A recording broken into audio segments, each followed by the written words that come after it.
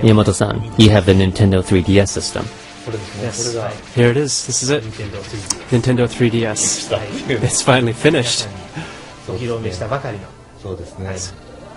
Isn't it cute? It's got a little circle and a plus. Our first project together had a little to do with 3D. That's right. It's been 20-some years now. It was on the Famicom disk system, so it has been over 20 years. Yeah, I think it was 86 or 87. 3D Hot Rally. We made a disc-based game with it. We first met when we were working on a 3D game that you play wearing 3D glasses with an LCD shutter. So you could say that 3D is an important topic for us. Yeah, it has this universal appeal, I think. That's why we've tried with this so many times up until now. That was at the challenge already during the NES days, and as many people remember, we challenged it with the Virtual Boy system. Even after that, we challenged making 3D several more times, although these attempts weren't announced. Hoping it would work this time, we tried many things. We did that over and over, thinking about the next hardware, and as we began thinking about the Nintendo 3DS, we went at it again. Every time we've released a new hardware system, we've tried something. This project did not start with the concept of 3D viewing with the naked eyes. Discussing what kind of hardware we should launch after Nintendo DS, and what kind of hardware can do more than what Nintendo DS has been able to achieve, was the actual starting point.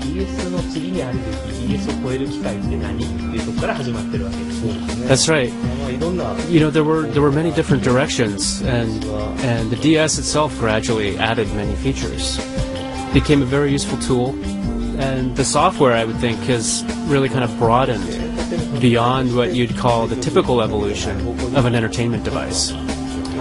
But as an entertainment company, creating appealing entertainment, we're always looking at what the point or hook of the entertainment is. And with our long history of experimenting with 3D, we've always proceeded with doubts. You know, will people buy it? Can it only be seen on certain TVs? You know, or thinking of game options, we always talk about, oh, should we make a new accessory? But, you know, if you don't include the accessory from the outset, you know, then only a small section of consumers will actually buy it. So we always have these doubts about these types of things. And it was in thinking these through that it came to the point where I felt that the only device that could surpass the DS was, you know, Nintendo 3DS. When we started looking at LCD devices that could show 3D images, and we actually experimented with them, the overall impression by each one of us appeared to be, this looks better than I thought. Yeah, everybody says that it was better than they expected. It was kind of similar when we made the Game Boy Advance originally.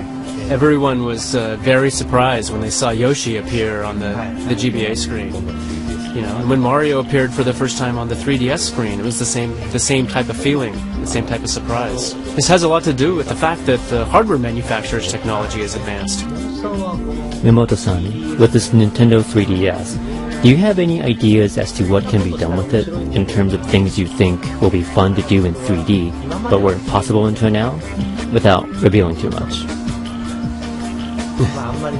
I can't tell you any secrets, but something that's really easy to understand is that once the Mario games went into 3D, they became much more difficult. You can't tell what's near or what's far. You can't tell the distance.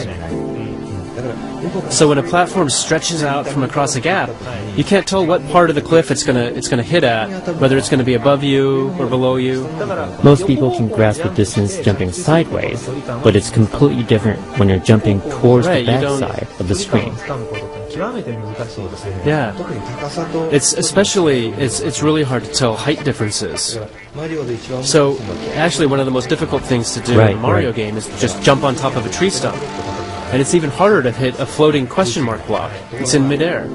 You know, but in 3D, you're able to hit these question mark blocks very easily. You can jump right on top of the blocks very clearly. You know, that's the clear characteristic of 3D graphics. One other thing is, since you're able to tell what's near and far, the sense of realism increases drastically when you're playing a shooting game like Star Fox. or a game where you're kind of hiding behind something, or when you fire and you can see the bullet flying to hidden object. Having made pilot rings in the past, I see your point. The difficulty level of flying through rings has been made drastically affected. Oh, that's right. It's so much easier to fly through the rings now. Because you can't grasp the range of depth, people think 3D display is just about visual impact. But aspects like these make me realize that there really is a lot more to it. The 3D depth slider, which controls the 3D volume, wasn't this created by your strong request? Yeah, it was. One of our engineers, he always recommends or proposes things that are very close to my viewpoints. He was the one that said we should do 3D. But thinking about it, everyone sees 3D images differently. We have our own kind of the personal way we see things. Our eyes are different from one another. Even when we're seeing the same thing, some people would like it, while others may say it causes strain. Among all this, I think it's ideal for everyone to be able to instinctively adjust the system, the settings themselves. With computers, you would have to open the menu and select from different options. Like having to choose between options 1, 2, or 3. But I feel that it needed to be more intuitive and kind of direct. Like being able to just, change an audio volume. I wanted to make it almost like a toy. So I asked them to please make it an analog slider. He said it had to be analog.